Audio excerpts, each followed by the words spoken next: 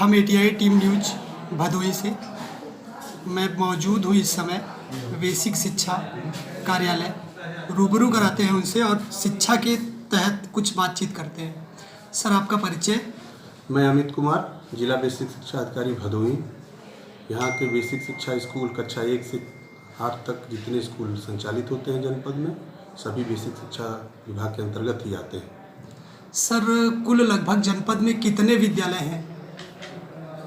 Basic शिक्षा के अंतर्गत कुल परिषद के 892 स्कूल, 5 कस्तूरबा, 9 एडेड विद्यालय हैं और लगभग 836 मान्यता प्राप्त स्कूल हैं जो बेसिक शिक्षा विभाग के अंतर्गत संचालित हैं जनपद में। सर, विद्यालय का समय क्या है और शिक्षकगण कब तक आते हैं, इसकी जानकारी कुछ दे सकते हैं? जरूर दे सकता हूँ। विद्यालय का समय 9 से 3 है और विद्यालय में टीचर 9 बजे उपस्थित हो जाते हैं। कुछ विद्यालयों का एनालिसिस करने के बाद हमको ये जानकारी मिली है कि शिक्षकगण समय से आते नहीं हैं और लापरवाही बरतते हैं, ऐसा जानने को मिला है। ऐसा है कि block task force, district task force और स्वयं बेसिक शिक्षा विभाग के अधिकारी कर्मचारियों द्वारा स्कूलों का निरीक्षण किया जाता है और टाइमिंग से ना आने वाले विद्यालयों टीचरों के खिलाफ कार्रवाई की जाती है। अगर समय से उपस्थित नहीं होते हैं तो चेतावनी जारी की जाती है। अगर लगातार ये स्थिति बनी रहती है तो वेतन भी कटौती की जाती है। जैसा कि हम ये सर पूछना चाहते हैं कि विद्यालय जो हमारे गवर्नमेंट द्वारा चलाए जा रहे हैं और यहाँ के जो सीबीएसई बोर्ड के विद्यालय हैं, उनके कंपैरिजन में हम पीछे क्यों चल रहे हैं? हमारे यहाँ बच्चे आते क्यों नहीं हैं, या हमारी शिक्षा कमज़ोर है या हमारा टारगेट कमज़ोर है? इस पर आप क्या कहना चाहते हैं? देखिए, मैं ये कहना चाहूँगा, विगत 3 सालों से बेसिक शिक्षा परिवर्तन में आमूलचूल परिवर्तन हो, चाहे भौतिक संसाधन हो चाहे सुविधा हो। जितने टीचर अच्छे ट्रेंड यहाँ टीचर हैं, उतने ट्रेंड टीचर पब्लिक स्कूल में नहीं है। मेरे स्कूल की जो सुविधाएं हैं मिशन कायाकल्प में या ऑपरेशन कायाकल्प में और मिशन प्रेरणा के तहत विद्यालयों की भौतिक संरचना साथ साथ शैक्षिक गुणवत्ता उन्नयन में लगातार परिवर्तन हो रहा है। बच्चों का आकर्षण बढ़ रहा है और लगातार बच्चों के नामांकन में प्रतिशत वृद्धि हो रही है यहाँ पे। और इसके बाद हम ये पूछना चाहते हैं सर कि जैसे विद्यालय में बच्चों का जो आवागमन है वो कहीं कहीं शून्य है और कहीं कहीं 10% और 20% इस तरह बना हुआ है।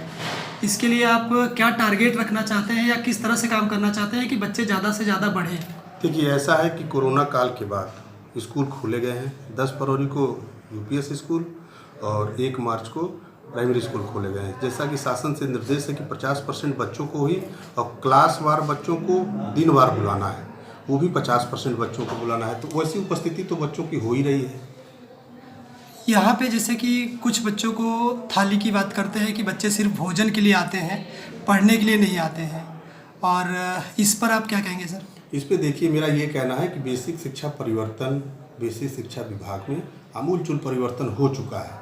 अब बच्चे केवल भोजन के लिए नहीं, शिक्षा अध्ययन के लिए स्कूल आ रहे हैं और लगातार बच्चों के शैक्षिक गुणवत्ता में भी विकास हो रहा है, उत्तरोत्तर विकास हो रहा है, जिसके लिए हमारे बेसिक टीचर लगातार प्रयत्न भी कर रहे हैं। उनको ट्रेंड भी किया जा रहा है, प्रशिक्षण दिया जा रहा है और विभिन्न मॉड्यूल के माध्यम से उनको ट्रेंड करके नवीन शिक्षा से जोड़ने का पूरा प्रयास किया जा रहा है। और इसके कारण ही बेसिक शिक्षा विभाग में जो बच्चों का नामांकन प्रतिशत है वो लगातार बढ़ रहा है।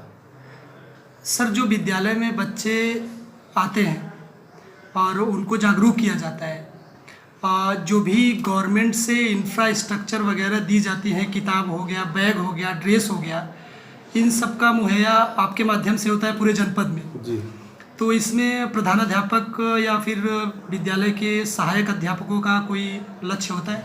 नहीं, इसमें जितने बच्चे नामांकित रहते हैं धनराशि भेजी जाती है स्कूल में, उसी के अनुरूप उनको ड्रेस की सुविधा और किताबों की सुविधा, और जितने बच्चे स्कूल में नामांकित रहते हैं उनको सभी सुविधा उपलब्ध कराई जाती है।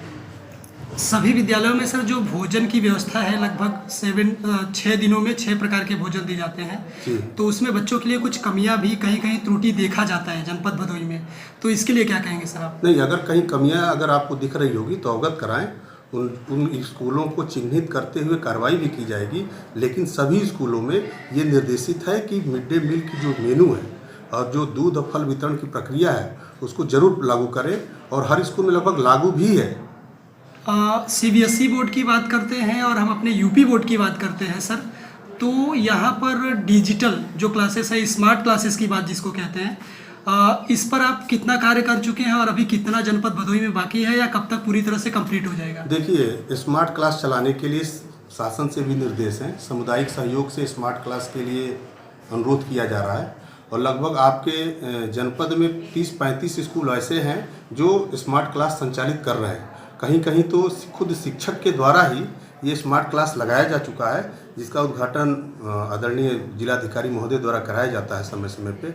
और यहाँ के कुछ अभिभावक गण भी इतने जागरूक हैं कि स्कूल में अपने बच्चों के लिए, अपने समाज के लिए ये सुविधा उपलब्ध करा रहे हैं। और अभी नई जिलाधिकारी महोदया द्वारा कॉर्पोरेट सेक्टर से भी अनुरोध किया गया कि हर ब्लॉक में 6 स्कूल को स्मार्ट स्कूल बनाने के लिए संसाधन उपलब्ध कराएं। जैसा कि हम एनालिसिस करने के बाद देखे हैं सर कि जो भी प्राइवेट सेक्टर का इंसान जॉब करता है वह अपने बच्चों को इंग्लिश मीडियम में भेजने का ज़्यादातर रुझान रखता है और यहाँ सरकारी स्कूलों में नहीं भेजने का रुझान रखता है। इस पर क्या कहेंगे सर? देखिए, हमारे टीचर वेल ट्रेंड है।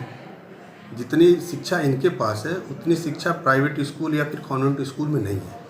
अब हमारे स्कूल की धारणाएं बदल चुकी हैं। अब प्राइवेट स्कूल के बच्चे हमारे स्कूल में एडमिशन ले रहे हैं। कुछ स्कूल तो ऐसे हैं जहां नामांकन के लिए होड़ लगी रहती है और वहां नामांकन के लिए प्रधानाध्यापक को अभिभावकों से बात करना पड़ता है कि अब हमारे यहाँ सीट नहीं है, जगह नहीं है। तो समय बदल चुका है। जनपद भदोही में जो गवर्नमेंट संस्था द्वारा चलाई गई इंग्लिश मीडियम विद्यालयों का जो सुचारू रूप से संचालन किया जा रहा है, वहाँ पर व्यवस्थाएं सुचारू रूप से आप सहमत हैं कि संचालित हैं? नहीं, अभी कुछ कमियां हैं, उसको सुधारा जाएगा। जैसे अभी कुछ स्कूलों में कम टीचर हैं, उनकी नियुक्ति करके ये कमियों को पूर्ण किया जाएगा। आप सर पूरे जनपद भदोही के अभिभावक गण को क्या संदेश देना चाहते हैं कि उनके बच्चे विद्यालय की तरफ आकर्षित हों और शिक्षा के ओर अग्रसर रहें? देखिए, मैं पूरे भदोही जनपद के अभिभावकों को, ग्रामीणों को ये संदेश देना चाहता हूँ कि जो सुविधा आप प्राइवेट कॉन्वेंट स्कूल में पा रहे हैं, वर्तमान में परिषदीय स्कूल में भी मिल रहा है।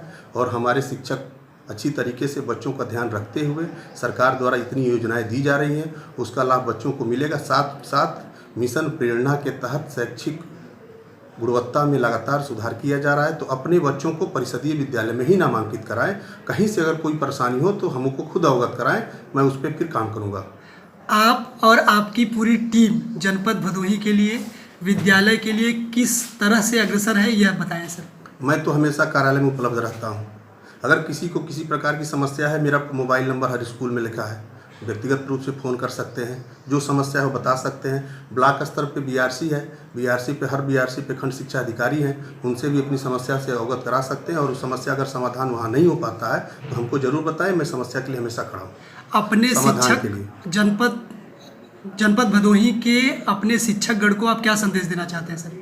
जनपद भदोही के सभी शिक्षकों को यही संदेश देना चाहूँगा कि समय से आएँ, गुणवत्तापूर्ण शिक्षा दें।